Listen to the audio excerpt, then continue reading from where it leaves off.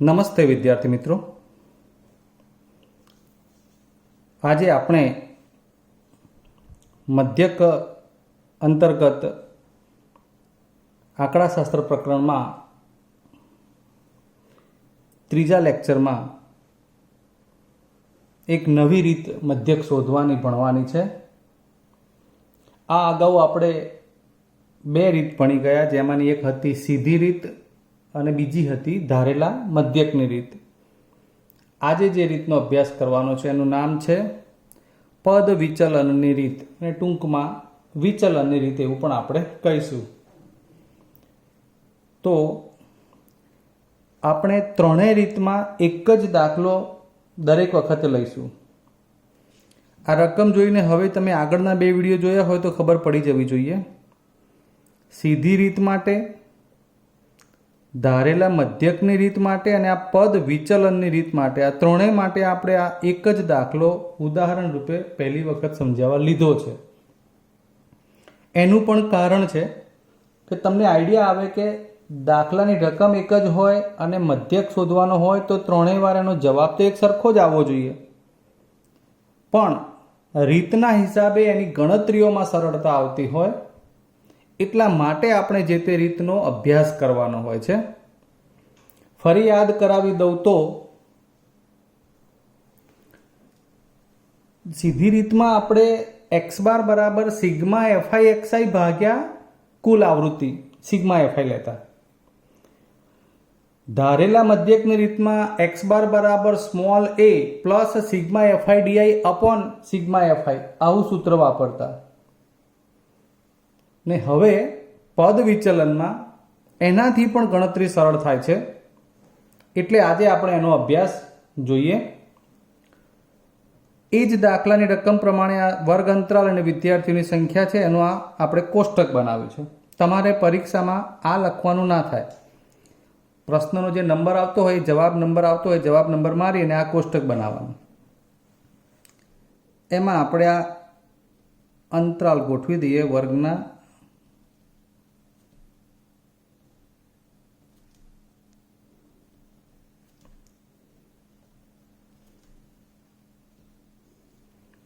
હવે અહીં સૌથી પહેલા એક બાબત જાણીએ, h, જેને આપણે વર્ગ લંબાઈ કહેવાની છે. હકીકતમાં તો વર્ગ લંબાઈની વ્યાખ્યા પ્રમાણે અધઃ સીમા બિંદુ અને ઉર્ધ્વ સીમા બિંદુના ધન તફાવતને વર્ગ લંબાઈ કહેવાય. ચલો, એટલે એમાં સીમા બિંદુ પ્રમાણે જવું હોય તો એ તમને સમજાવી દઉં. અહીંયા સતત આવૃત્તિ વિતરણ છે એટલે 10 અને 25 આ અધઃ સીમા બિંદુ બને, આ ઉર્ધ્વ સીમા બિંદુ બને. 25 ઓછા 10 કરો એટલે 15 એ h એટલે કે વર્ગ લંબાઈ બને. ફરીવાર સતત છે ને, 25 પછી ફરી 25 આવ્યું, 40 પછી ફરી 40 આવ્યું, 55. આ સતત આવૃત્તિ વિતરણ હોય ત્યારે પાછળની કિંમત જેને ઉર્ધ્વ સીમા કહેવાય, આગળની કિંમત જેને અધઃ સીમા કહેવાય, ઉર્ધ્વ સીમામાંથી અધઃ સીમા બાદ થઈ જાય એટલે તમને વર્ગ લંબાઈ મળી જાય. સતત હોય ત્યારે ખાસ ધ્યાન આપજો. અસતત પ્રમાણે તમારે માનો કે વર્ગ આવો હોય, 10 થી 24 હોય, 25 થી 39 હોય, 40 થી 54 હોય, આ બંનેમાં કિંમતો ગણવા મૂકવા માટે આવૃત્તિ સરખી જ જાય. જુઓ, અહીં 10 થી 25 ને પાછું 25 થી 40 છે, મેં આગળ આ વાત કરેલી જ છે. એટલે 25 જે મૂલ્ય છે ને એ આમાં ના ગણાય, એ અહીંયા જ ગણાય, એટલે કે અધઃ સીમામાં. તો અહીંયા પ્રમાણે જોવા જાવ તો 24 અને આ 25 થઈ ગયું, એટલે 24 સુધી ગણાય. ટૂંકમાં અહીંયા પણ 24 સુધી જ ગણાય, અહીંયા 39 સુધી ગણાય પૂર્ણાંક કિંમત માટે. એટલે જો આ અસતત હોય તો શું થાય છે, તો આનું અધઃ સીમા બિંદુ 9.5 આવે, આનું ઉર્ધ્વ સીમા બિંદુ 24.5 આવે, આનું અધઃ સીમા બિંદુ 24.5 આવે, આનું 39.5 આવે, આનું 39.5 આવે અને આનું 54.5 આવે.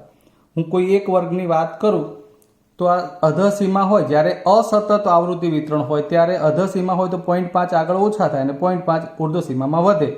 એટલે 24.5 એ આનું ઉર્ધ્વ સીમા બિંદુ, એમાંથી 9.5 બાદ કરો એટલે 15.0.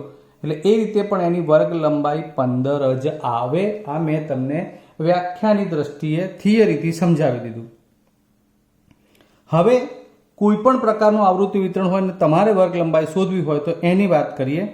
તો જુઓ, અહીંયા 10 અને 25, 25 અને 40, 55, 70 આ બધી સરખી કિંમતો વચ્ચે ગેપ છે. એટલે 25માંથી 10 બાદ કરશો તો 15 આવશે, 40માંથી 25 બાદ કરો 15 આવશે, 55માંથી 40 બાદ કરશો 15 આવશે. એટલે અહીં દરેક વર્ગની વર્ગ લંબાઈ એક સરખી છે અને 15 છે. ધ્યાન આપજો બરોબર. દરેક વર્ગની વર્ગ લંબાઈ એક સરખી છે અને એક સરખી વર્ગ લંબાઈ છે, માટે આપણે આ દાખલામાં સરળતા લઈ શકીએ છીએ. આ સૌથી પહેલી જરૂરિયાત છે. વર્ગ લંબાઈ જુદી જુદી હશે તો તમે આ મેથડથી કામ નહીં કરી શકો, એ તમને ક્યાંક ભૂલ પડવાના પ્રશ્નો આવે. એટલે સૌથી પહેલાં ચેક કરવાનું કે વર્ગ લંબાઈ સરખી છે કે નહીં. બરાબર છે. બીજા નંબરે આ વર્ગ લંબાઈમાં વર્ગ અંતરાલ તમે જોશો તો ચડતા ક્રમમાં છે. એટલે જેમ 10 થી પછી 25, 40, 55, 70, 85. કોઈ વાર પરીક્ષામાં આ બાબતમાં 85 થી 100 નો વર્ગ ઉપર આપ્યો હોય, 70 થી 85 નો વર્ગ નીચે આપ્યો હોય, એટલે એ પ્રમાણે આપ્યું હોય તો આ ઉપર નીચેનો વર્ગ ઉપર જતો હોય, ઉપરનો વર્ગ નીચે જતો હોય. જેમ અહીંયા વધતા ક્રમમાં છે એમ ઘટતા ક્રમમાં આપે તો એક ખાનું જે આપણે બનાવવાના છીએ એમાં ભૂલ ના પડે એનું ધ્યાન રાખવાનું છે. એ આવે એટલે તમને ચર્ચા કરીશું. ચલો હવે આપણે આ રીતની વાત કરતા હતા. પહેલા વર્ગ લંબાઈ તમારા માટે નવો શબ્દ આવ્યો અત્યારે એટલે એની ચર્ચા કરી લીધી કે 25 ઓછા 10 એટલે 15 વર્ગ લંબાઈ છે અત્યારે, એટલું યાદ રાખો. આ 15 છે. વિદ્યાર્થીની સંખ્યા જેને એફઆઈ કહી છે, મધ્ય કિંમત જેને એક્સઆઈ કહી છે, આ બંને ખાના તો બનાવવાના જ છે. આ આપણે જાણીએ છીએ 25 અને 10 નો સરવાળો કરે તો પહેલા વિદ્યાર્થીની સંખ્યા લઈ લઈએ. 2, 3, 7, 6, 6 અને 6. બંનેની મધ્ય કિંમત માટે 25 ને 10 35 ભાગ્યા 2 એટલે 17.5 આવતું હતું. આગળ આપણે ચર્ચા કરી છે 17 ને 15 એટલે 32.5 આવતું હતું.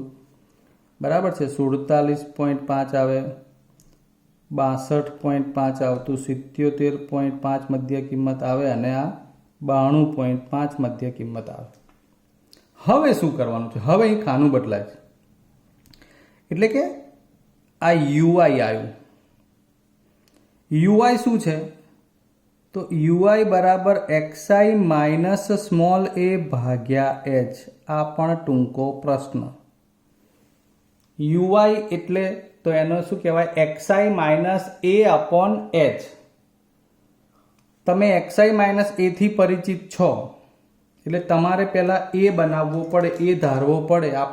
આપણે વધારે આવૃત્તિવાળી કિંમત 47.5 ને એ તરીકે લઈશું. બરાબર. તો 47.5 એ તરીકે આવે. ચલો પહેલી કિંમત માટે ધ્યાન આપજો. આ વર્ગનું યુઆઈ એટલે કે એક્સઆઈ માઇનસ એ ભાગ્યા એચ એ પ્રમાણે પહેલા વર્ગ માટે એટલે કે 10 થી 25 માટે એક્સઆઈ માઇનસ એ અપોન એચ શોધવું હોય તો એની એક્સઆઈ કેટલી છે? તો એની એક્સઆઈ કેટલી મળશે? આ રહી 17.5 માઇનસ એ એટલે 47.5 અને ભાગ્યા એચ કેટલી? વર્ગ લંબાઈ 15. 47માંથી 17 બાદ કરશો એટલે -30 ભાગ્યા 15 આવશે કેટલા? -2. -2 થઈ ગયું. ચલો બીજો જે વર્ગ છે 25 થી 40, ધ્યાન આપતા રહેજો. એના માટે એક્સઆઈ માઇનસ એ અપોન એચ શોધવું હોય તો એની એક્સઆઈ એટલે 32.5 માઇનસ એ એટલે 47.5 અપોન 15. બાદ બાકી કરશો મોટું પદ -47 એટલે 15 અપોન 15 -1. આ તો એના જ કિંમત માટે 0 જ આવશે. કેમ કે એ પણ 47.5 છે ને એનો એક્સઆઈ પણ 47.5 એટલે ઉપરની બાદ બાકી 0, છેદમાં ગમે તે હોય એટલે 0 જ રહેશે. હવે આપણે કયા વર્ગની વાત કરવી છે? 55 થી 70 ના વર્ગ માટે એક્સઆઈ માઇનસ એ અપોન એચ શોધવું હોય તો એક્સઆઈ છે એના 62.5, એ એટલે 47.5 ભાગ્યા એચ એટલે 15. વર્ગ લંબાઈ છે 62માંથી 47 બાદ કરશો 15 ભાગ્યા 15 ધન 1. ચલો હવે વર્ગ આવ્યો 70 થી 85. એનો એક્સઆઈ છે 77.5 માઇનસ એ એટલે 47.5 ભાગ્યા વર્ગ લંબાઈ એચ એટલે 15. વારંવાર એકને એક બાબતની ચર્ચા કરીએ છીએ 30/15 પ્લસ 2. બસ ત્યારે મિત્રો આ આપણું સરળતાનું કામ છે. હવે આ આવશે +3. ચેક કરો શું બન્યું. દરેકને આપણે આ h વડે ભાગી નાખ્યા. આગળ જે ધારેલા મધ્યકનો દાખલો ગણતા હતા એમાં FI DI લેવા માટે DI નું ખાનું બનાવતા અને DI માં XI માઇનસ એ એકલું જ હતું, છેદમાં h હતા નહીં. અહીં આપણે દરેક પદનું આ વિચલન કરી નાખ્યું. h વડે આપણે દરેકને ભાગ્યા ને એટલે આ કિંમતો નાની બની ગઈ. બતાવી દઉં તમને જોડે જોડે, ચેક કરી લો બરોબર.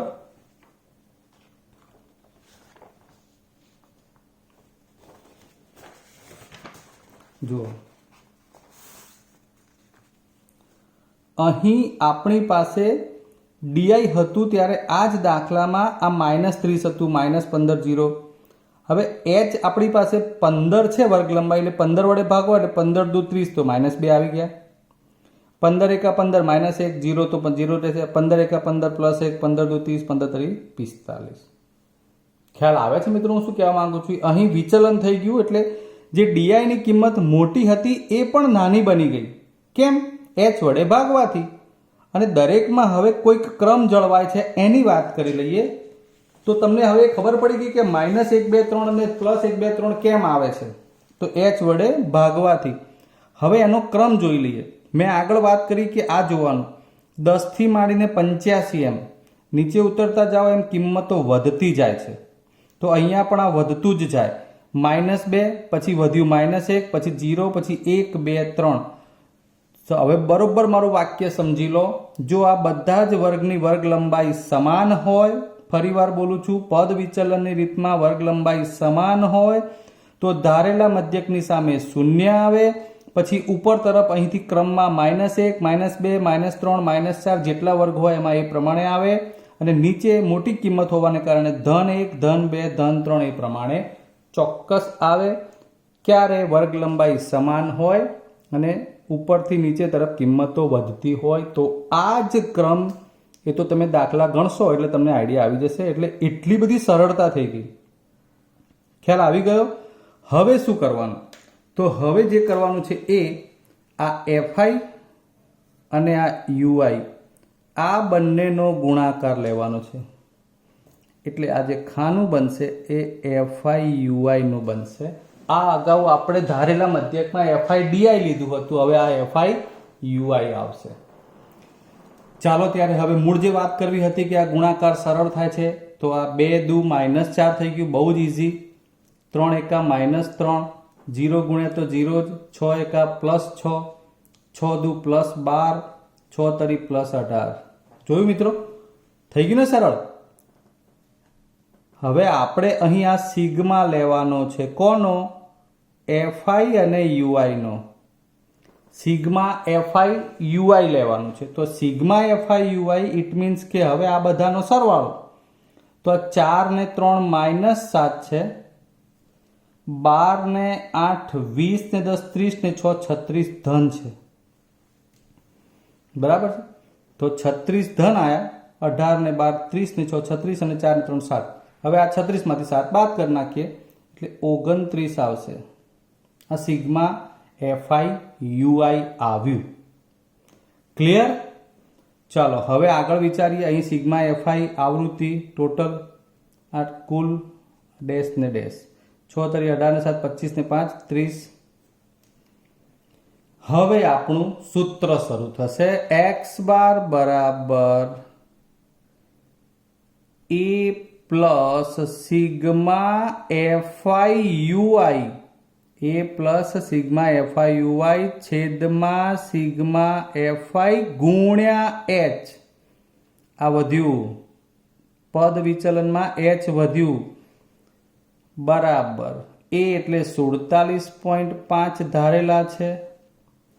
સિગ્મા આવ્યું 29, આવૃત્તિ કુલ 30, વર્ગ લંબાઈ 15, 15 દુ 30, 47.5, 29 ભાગ્યા 2, આ બે આનો જ ભાગાકાર કરવાનો 29 ભાગ્યા 2 એટલે 14.5 અને આનો સરવાળો કરશો એટલે 62.0 જે અગાઉ આપણે ધારેલા મધ્યકની રીતમાં ગણ્યું હતું. આ રહ્યો એ દાખલો જોઈ લો.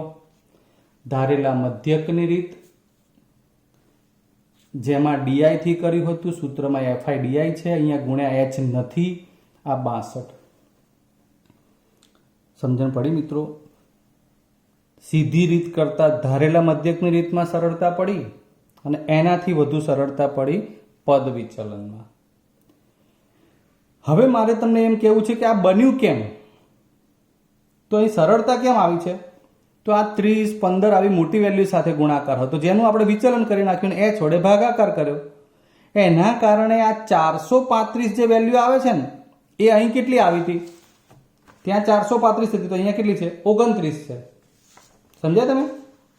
તમે કમ્પેર કરો તો ખબર પડે. આ સિગ્મા એફઆઈ યુઆઈમાં 29 આવ્યું, સિગ્મા એફઆઈ ડીઆઈ 435 આવે છે. કેમ આવે છે? 435 તમે 30 વડે ભાગીને વર્ગ લંબાઈ 15 વડે ભાગશો ને એટલે 29 આવી જશે. બસ તો પછી આખું વિચલન થઈ ગયું વર્ગ લંબાઈના હિસાબે. આટલા બધી કિંમતો નાની આવવા લાગી અને જેટલા વડે ભાગ્યા એટલા વડે પાછું ગુણી કાઢ્યું. સૂત્રમાં જુઓ, અહીં એફઆઈડીઆઈ જે હતું એ કેટલું છે? 435. તો એ 435 ની અંદર 29 ગુણ્યા 15 છે, બરાબર? અને એ એચ વડે આપણે અહીંયા ગુણી કાઢ. અહીંયા સિગ્મા એફઆઈમાં માત્ર 29 હતા, સમજજો બરોબર. આ માત્ર 29 છે, જ્યારે એફઆઈડીઆઈમાં 435 છે. 435 એ આપણે જે વર્ગ લંબાઈ વડે 15 વડે ભાગાકાર કર્યો હતો એ ભાગાકારની જગ્યાએ અંદર ગુણાકાર કરેલો છે. એટલે આપણે પાછા એચ વડે ગુણી કાઢ્યું અને માટે આ એફઆઈ યુઆઈ એકલું 29 હતું, એની જોડે એચ પાછું ગુણ્યું એટલે 15 થઈ ગયું. એટલે 29 ગુણ્યા 15 પ્રમાણે આ 435 ભાગ્યા 30 જ થયું, માટે 14.5 આવ્યું. જવાબ સરખો કેમ આવે છે એની ડિટેલમાં મેં તમને ચર્ચા કરી, પરંતુ હવે તમારે આ બધું જાજુ યાદ રાખવું ના હોય તો એટલું યાદ રાખી શકાય કે યુઆઈના ખાનામાં એક્સઆઈ માઇનસ એ ભાગ્યા એચ કરવાનું છે. વર્ગ લંબાઈ સમાન જોઈએ, ભાગાકાર કરશો એટલે 0 ની ઉપર -1 2 3, નીચે +1 2 3. જો આ વર્ગ 10 થી એટલે કે વધતો હોય નીચે પ્રમાણે તો ક્લિયર. હવે પુસ્તકનો એક દાખલો ગણીએ.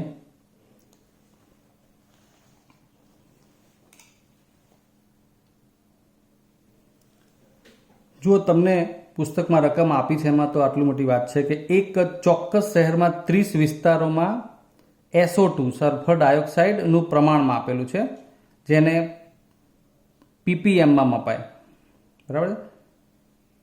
મિલિયનમાં, પાર્ટ પર મિલિયન એવી રીતે. અને એના આધારિત માહિતી એકત્રિત કરી અને તમને એક આડું કોષ્ટક આપેલું છે અને મેં જરા સીધું જ આપણે બનાવવાનું છે જવાબ માટેનું, એ પ્રમાણે ગોઠવણ કરીને બનાવ્યું છે. એ કોષ્ટકમાં આપેલી માહિતી અનુસાર SO2 ની PPMમાં સાંદ્રતા, બરાબર છે, એ આ રીતની છે કે 0.00 થી 0.04 હોય એવા 4 શહેર એવું કહી શકાય. 0.04 થી 0.008 હોય એવા 9 શહેર, 0.08 થી 0.12 હોય એવા 9 શહેર, આ રીતે 0.20 થી 0.24 માત્ર હોય એવા 2 શહેર. એટલે આ પ્રમાણે કુલ 30 શહેરની વાત છે. અહીં સરવાળો કરશો સિગ્મા એફઆઈ એટલે આ તમારા 30 આવશે. 4 ને 2 6 ને 2 8 ને 9 17 ને 4 21 ને 9 30, બરાબર છે. આપણે ધારેલા મધ્યકમાં પદ વિચલનની રીતથી આનો આપણે ઉકેલ મેળવવાનો છે. તમને કહ્યું છે કે તો હવામાં SO2 ની સાંદ્રતાનો મધ્યક શોધો. 30 શહેરોની હવામાં SO2 ની સાંદ્રતા, સરેરાશ સાંદ્રતા શોધો, આવું પણ કે તો એ મધ્યક છે એવી ખબર પડવી જોઈએ, બરાબર? હવે આપણે જાણીએ છીએ એ પ્રમાણે આમાં મધ્ય કિંમત લાવવાની રહેશે. તો સૌથી પહેલા મધ્ય કિંમત ખાનું પૂરવું હોય તો આ 0.00 વત્તા એની જોડે આવશે 0.04, 0.04, આ 4 0 અને 0, બરાબર? આ બેનો સરવાળો 0.04 આવ્યો અને 2 વડે ભાગાકાર કરો એટલે શું મળી જાય? 0.02. આ મધ્ય કિંમત થઈ ગઈ 0.02. બીજા વર્ગની ધ્યાન આપજો, બરોબર? 0.04 મધ્ય કિંમત ચાલે છે, વત્તા કરી 0.08, 8 ને 4 12 નો બગડો, વધી 1 અહીંયા આવશે 0.12 થશે. બરાબર. 0.12 ને 2 વડે ભાગાકાર કરવા જશો 0. પછી તમારે અહીંયા 1 ઉતરશે તો 1થી ભાગ નહીં ચાલે એટલે પાછો 0 કરશો ત્યારે તમને 12 વડે ભાગાકાર થશે 2/12. એટલે એ ભૂલ ના થવી જોઈએ. 0.06 આવે. ચલો હવે આ ત્રીજા માટે 0.08 અને 0.12. 8 ને 2 10 ની 0 વધ્યા 1 1 ને 1 2. આ 0.20 એટલે એને ભાગ્યા 2 કરો એટલે 0.10 થઈ જાય. બરાબર છે, એટલે 0.10. ધ્યાન આપો તો અહીં ખબર પડે એમ છે. 2 અને 4 6 અને 4 10 ને 4 14. હવે આવશે 0.14 આવી જશે. તમારે ચેક કરવું હોય તો 0.12 અને 0.16 ની મધ્યમાં તમને 14 મળી જશે. 14 ને આગળ વધો એટલે 0.4 વધે એટલે 18 થશે. 0.16 અને 0.20 ની વચ્ચે આમે પ્રેક્ટિકલી જુઓ તો 20 ને 16 36 36 ભાગ્યા 2 એટલે 18. 24 અને 20 44 44 ભાગ્યા 2 એટલે 22. પણ 0.22 આવે છે કે 2.2 આવે છે કે એ થોડું ધ્યાન રાખવું પડે કે દશાંશ ચિહ્ન ક્યાં જાય છે. એટલે એનું ધ્યાન રાખશો તો તમને મધ્ય કિંમતમાં ભૂલ પડશે નહીં. એટલે અહીંયા એક કાળજી રાખવાની બાબત હતી આ મધ્ય કિંમતની. તો આ મધ્ય કિંમત xi બની ગઈ. હવે આપણને ખબર છે કે આપણા પાસે ui એટલે xi માઇનસ સ્મોલ a ભાગ્યા h. હવે આપણે આમાંથી કોઈ પણ એક કિંમતને a ધારવી હોય તો આપણે અહીંયા લઈ લઈએ આને a. બરાબર. એટલે આપણા માટે a બરાબર શું છે? 0.10. હવે h કેટલી છે યાદ કરો. વર્ગ લંબાઈ કેટલી થાય આપણે તમને આગળ શીખવાડ્યું છે. પહેલા તો નક્કી કરો 4 4 8 8 12 12 એટલે આ સતત આવૃત્તિ વિતરણ છે. જોઈને ખબર પડી જાય. 8 4 ને 4 8 8 ને 4 12 12 ને 4 16 16 ને 4 20. પણ કેટલા? 0.4 કે 0.04? એટલે એ બતાવી દઉં. કોઈ પણ એકની બાદબાકી કરીએ.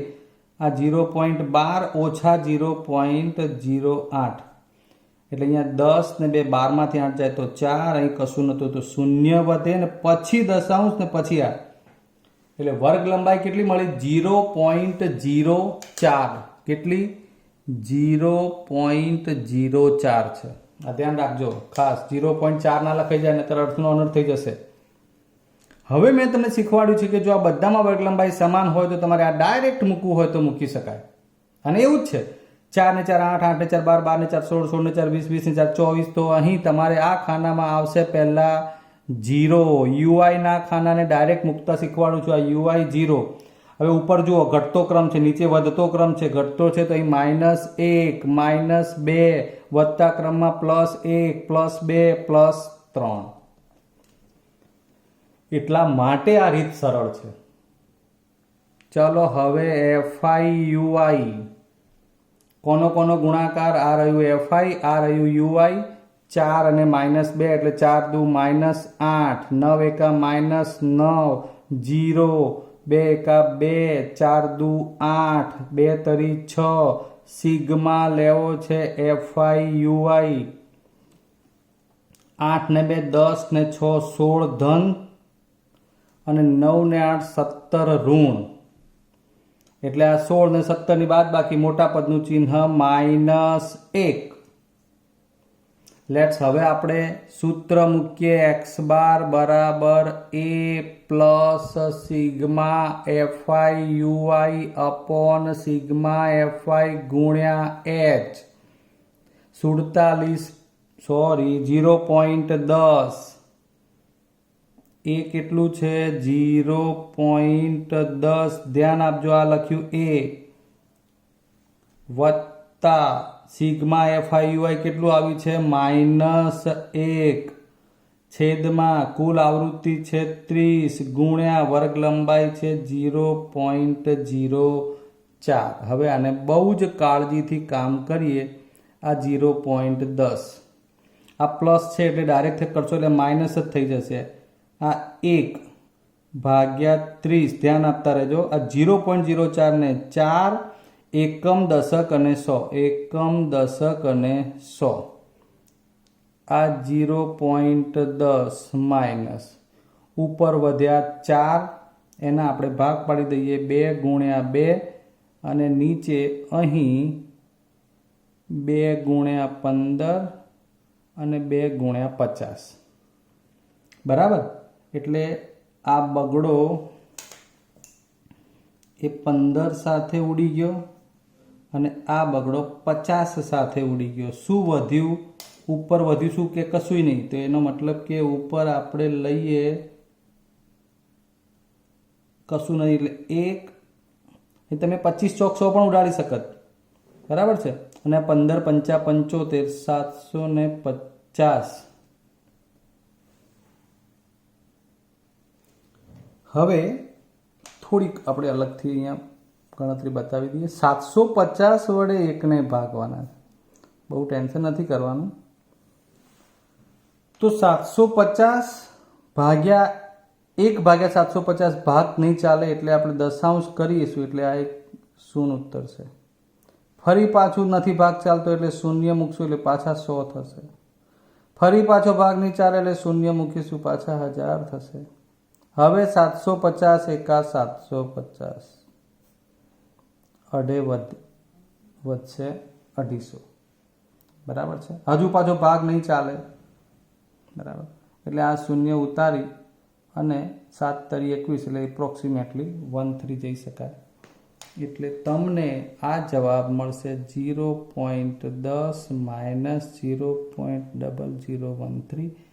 એપ્રોક્સિમેટલી આપણે એને 0.001 કરવાનું, આ તગડો કાઢ નાખવાનો. ચોથા દશાંશમાં છે, બરાબર. એકમ, દશક, 100 અને હજારના સ્થાનમાં છે, એટલે બહુ મોટો ફેર નહીં પડે. એટલે આપણે એને 0.001 સુધી જ લઈશું અને એની બાદ બાકી કરશો એટલે 0.099 ppm એકમ લખવો જરૂરી. આનો અર્થ એવો થયો કે સરેરાશ દરેક શહેરમાં 0.099 ppm SO2ની સાંદ્રતા છે. સમજી ગયા મિત્રો? આશા રાખું કે ખૂબ સરસ રીતે તમે સમજ્યા હશો. પુસ્તકમાં જે કોઈ પણ દાખલા છે એમાં ફરી વાર યાદ કરાવી દઉં તો સ્પેસિફિક તમને એવું કહેવામાં આવ્યું કે આ જ રીતથી ગણો તો એ રીતથી જ ગણવાનું. તમે તમારું સ્વાધ્યાય જોશો પુસ્તકમાં એટલે ખબર પડી જશે કે શરૂઆતના સ્વાધ્યાયમાં મધ્યકના દાખલા છે જે 3 મેથડથી ગણાય છે, 3 મેથડ આપણે ચલાવી દીધી છે. ડિસ્ક્રિપ્શનમાં પણ કદાચ આ અંતર્ગત દાખલા જેમ જેમ હું મૂકતો જોઉં એમ તમારે ગણવાના રહેશે. પુસ્તક કે અન્ય સામયિકના દાખલા પણ જોડે જોડે ગણવાના. આમ તો તમારા મધ્યક રિલેટેડ દાખલા પૂર્ણ થાય છે. હવે આવતી વખતે આપણે મધ્યકમાં અલગ પ્રકારના બીજા દાખલા ગણીશું. ત્યાં સુધી રજા લઈએ, ફરી મળીશું. જય હિન્દ.